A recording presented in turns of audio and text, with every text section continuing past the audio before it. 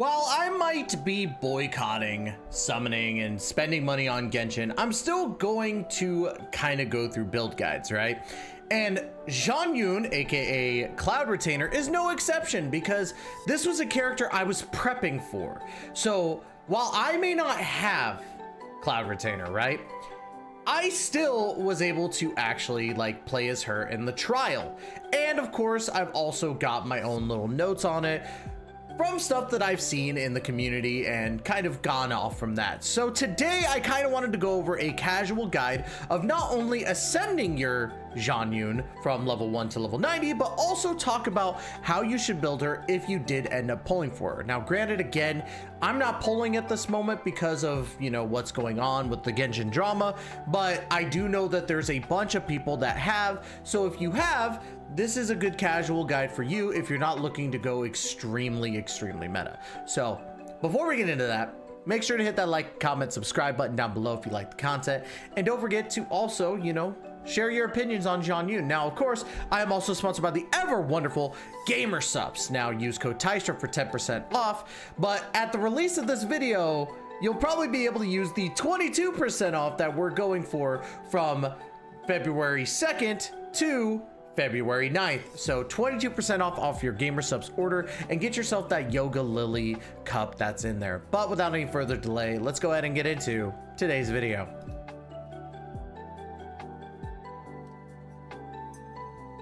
As you can see, we have Xianyun right here on the screen.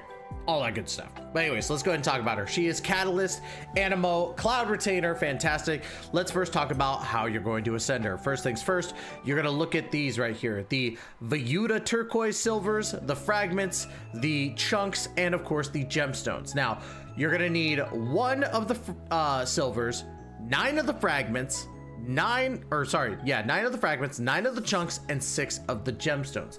Now you can get these from multiple bosses, right? You can get them from the Weenut over in Sumeru. You can get it from the Animo Hypostasis. So yeah, you have plenty of options. But remember also rules of 3. 3 of these silvers make a fragment, 3 of the fragments make a chunk, and 3 of the chunks make a gemstone. Following this, we do have the Cloud Seam Scale, which is of the new boss that just came out. I believe it's, yeah, Solitary, or Solitary? Something? The Sauna, or Sani, whatever you want to call it. The new Lion Boy. You're gonna need about 46 of these scales, right? Now, what does that equate to? Well, if you're only getting 2 per run, and you need 46, that's about 23 runs maximum, right? So if you're at that fully level cap to where you can actually level a character to 90, you're gonna be getting at least 2 per run, which is 23 runs, which you could do 4 runs a day, which kind of sucks because again, it feels like it takes way too long to grind to get your character up to level 90, but it is what it is at this point. That's not my biggest gripe with Genshin right now.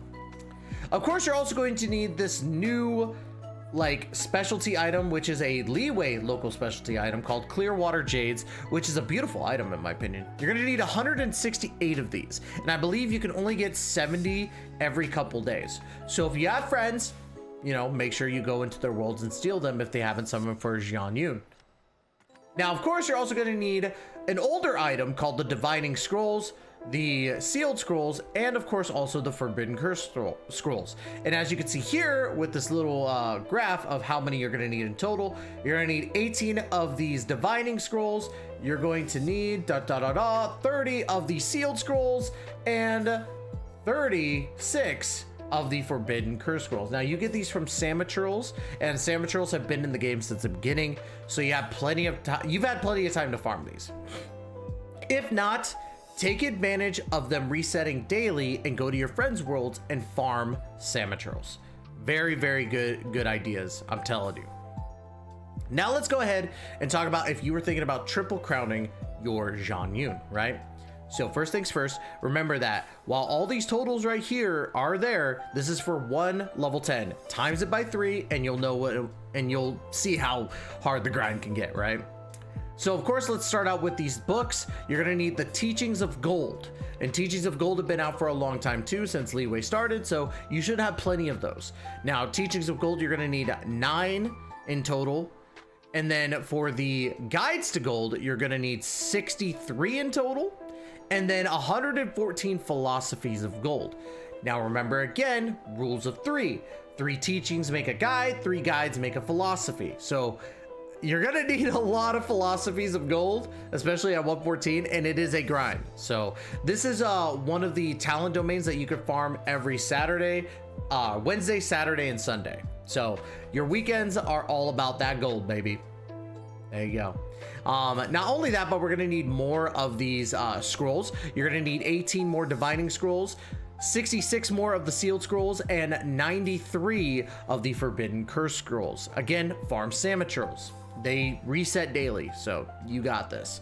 Not only that, but you're going to need Lightless Eye of the Maelstrom, which is the big narwhal boy that just came out in Fountaine. You're gonna need 18 of these in total to triple crown your Xianyun. And of course, you're gonna need 3 crowns of insight, which is pretty standard for every character, followed by at least 7.1 million mora to get your Xianyun from level 1 to level 90 and to level your talents from level 1 to level 10. Now, of course, I wouldn't do a triple crown on her. All you really need to focus on is your burst and your skill. So don't worry about triple crowning her, worry about just the skill and the burst. Burst priority is the main thing, so. Let's go ahead and talk about her in game. Now, this is the trial, as you can see above. I don't want anybody getting mad at me. It's the trial, okay? I didn't summon. So this is Trial Xianyun. She's so hot, bro. Like, as much as I'm hating Genshin right now, she's hot. Let's just be honest. But anyways, if you look at the attributes that they used on her, crit is not the thing for her because she is a support character. Your main goal is to get that support off. What are the main, like, things that you should be looking for in your Xianyun? Well, ER is definitely a big one. You want to make sure that you have very high ER. As you can see, they put 186.8% ER into her, which is really, really good. I think, honestly, I think it's either that or at least like 150 is good. But you could go upwards to 200. I think that ER is the best thing for her. Followed by attack percentage, which is why you see that they have almost 3,000 attack, because she does scale her stuff off of attack percentage. So there you go. Followed by attack flat and EM. Hold on, I haven't seen that. Oh my god. Look at that. She cleans her glasses. She's so freaking hot, dude. All right. Anyways, let's talk about weapon possibilities here. Obviously, Crane's Echoing Call is her best weapon. Let's go ahead and take a look. After the equipping character hits an opponent with a plunging attack, all nearby party members' plunging attacks will deal 28% increased damage for 20 seconds. When nearby party members hit opponents with plunging attacks, they will restore 2.5 energy to the equipping character, and energy can be restored this way every 0.7 seconds. This energy regain effect can be triggered even if the equipping character is not on the field. So this is a great weapon for Xianyun, and honestly, no one else. Because, well, I mean, it's good for the team, but this isn't a catalyst that you would use on a Himeko or a Nahida. Like, this is perfect for Xianyun and Xianyun only. Now, what are some other good ones to go for? Well, you do have Thrilling Tales of Dragon Slayers, which is a good one. Oathsworn Eye is a really good possible one as well, followed by Favonius Codex. And if you really wanted to go with something, you could possibly go with a Skyward Atlas. I wouldn't be against it, but definitely if you have the primos and you're gonna summon anyway on the weapon banner, Crane's Echoing Call is not a bad call. So, but let's go ahead and talk about artifacts. Now, they're using a 4-piece Song of Days Past, which I don't think is her best set for what she's doing. This is a healing set. So let's go ahead and first talk about Viridescent Veneer. Viridescent Veneer is definitely the better of the two. Let me go ahead and pull it up here because this is definitely, at least for what she's trying to do with the team, it makes a lot more sense to do Viridescent Veneer. I'm gonna pull it up so I don't butcher exactly what the set actually does, so my apologies.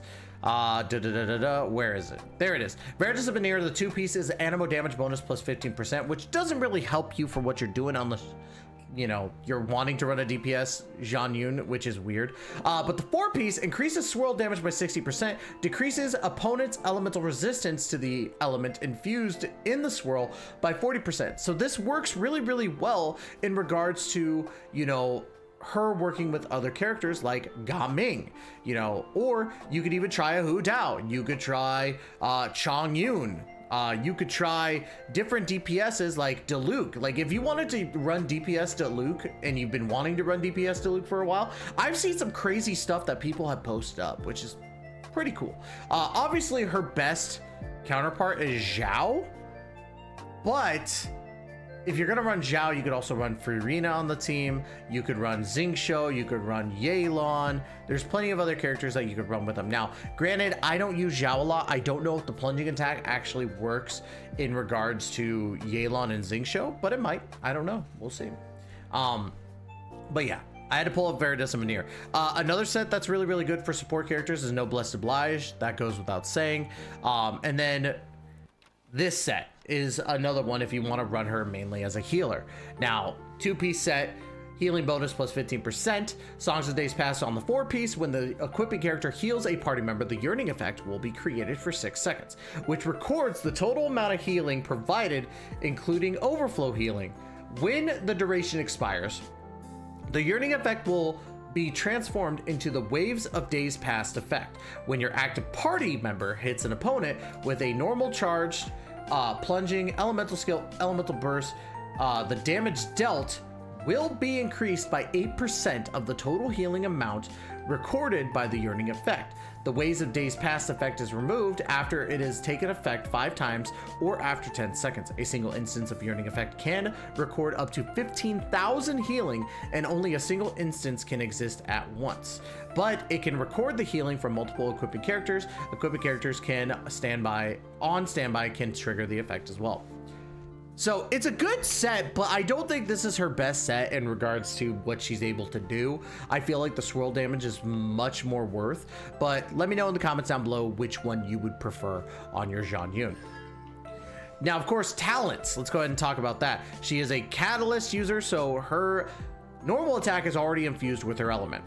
But let's go ahead and talk about the skill, the White Clouds at Dawn. Xianyun enters a cloud transmogrification state in which she will not take fall damage and uses Skyladder once. In this state, her plunging attacks will be converted into Drift Cloud Wave instead, which deals AoE animo damage and ends the cloud transmog state. This damage is considered plunging attack damage. Each use of Skyladder while in the state increases the damage and AoE to the next Drift Cloud Wave use. So when she uses her skill, which is what I was kind of wondering, she is using plunging attack damage, which triggers Crane's Echoing Call weapon, which is why it's her best weapon. Skyladder can be used while in mid-air. Xianyun leaps forward, dealing animo damage to targets along her path. During each transmog state Xianyun enters, Skyladder may be used up to 3 times, and only 1 instance of Skyladder damage can be dealt. So basically what it's saying, as you can see here, 1, 2, 3, and then you use your B and it dives down, which is why it's considered the plunging attack. But honestly, the skill, the skill cooldown is honestly not bad. 10 seconds is not that bad in my opinion for doing a triple jump into it. Plus she's going to be mainly off field, so when you do it, you switch to a Gaming or you switch to whatever DPS you're going for. So I think honestly, the skill is really, really nice. Now, let's go ahead and talk about the burst here. Stars Gather at Dusk brings forth a sacred breeze that deals AoE animo damage and heals all nearby characters based on Xianyun's attack. It will also summon the Star Wicker mechanism. Star Wicker continuously follows the active character and periodically heals all nearby party members based on Xianyun's attack, which is why you want to scale that attack for her pieces. Starts with 8 stacks. Excuse me, jeez. Oh, sorry. Let me go ahead and get some gamer subs really quick. Sorry about that. Starts with 8 stacks of Adeptal Assistance. While Adeptal Assistance is active, nearby active characters in the party will have their jump height increase. This is big for characters that are going to start doing plunging damage. When the active character completes a plunging attack, Star Wicker will consume 1 stack of Adeptal Assistance and deal AoE animo damage. Only 1 Star Wicker can exist simultaneously. So every plunging attack you do with another character, Star Wicker goes down by 1. You have 8 plunging attacks you can do, which is why you want to make her have ER at a very high rate. So her first Ascension passive, each opponent hit by drift cloud waves from White Clouds of Dawn will grant all nearby party members 1 stack of Storm Peon for 20 seconds, max 4 stacks. This will cause the character's plunging attack crit rate to be increased by 4, 6, 8, and 10% respectively. Each Storm Peon created by hitting an opponent has an independent duration. So that's really, really good in the sense of not having to worry too much about your crit rate. So all you 40%ers like me who at least put 40% crit rate on your team will now go up to 50% when this happens. Now, of course, the second Ascension passive, when the Star Wicker created by Stars Gathered at Dusk has Adeptal Assistance stacks, nearby active characters' plunging attack shockwave damage will be increased by 200% of Xianyun's attack. The maximum damage increase can be achieved by this is 9,000. Each plunging attack shockwave damage instance can only apply this increased damage effect to a single opponent. Each character can trigger this effect once every 4 seconds. So let's go ahead and play test her a little bit. So I kind of want to like just kind of show off a little bit. Let's go ahead and get our stuff going. Gaming is a lot of fun as well, and I'll be talking about him later on. Let's go ahead and get this going. Let's get this. Get this, 2, 3, and then get the damage go. And then go into Gaming, because ultimately your goal is to go into your DPS. And then paired with Gaming, it works really, really well, because of how the actual like thing goes. And see how she was able to get her stuff really quick.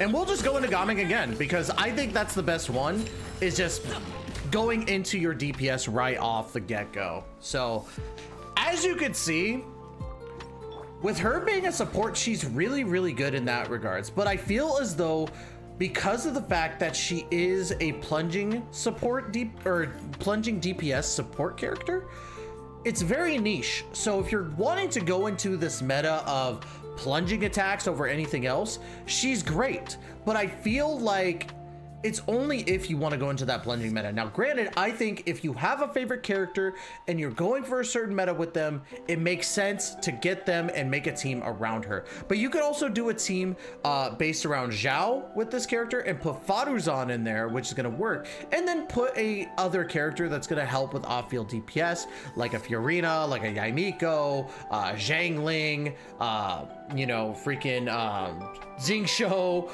Yelan. There's so many different combinations that you could go for with the plunging attack. But again, this is solely based off of the niche of plunging attack. So if you don't want to do plunging attack DPS, don't summon for Xianyun. And like I said, I'm boycotting at the moment, so I'm not going to be summoning for Xianyun, even though I desperately want to, because I will say the plunging attack meta is a little fun. So is she insane? In her own team, absolutely. But outside of her own scope, she's just kind of mid.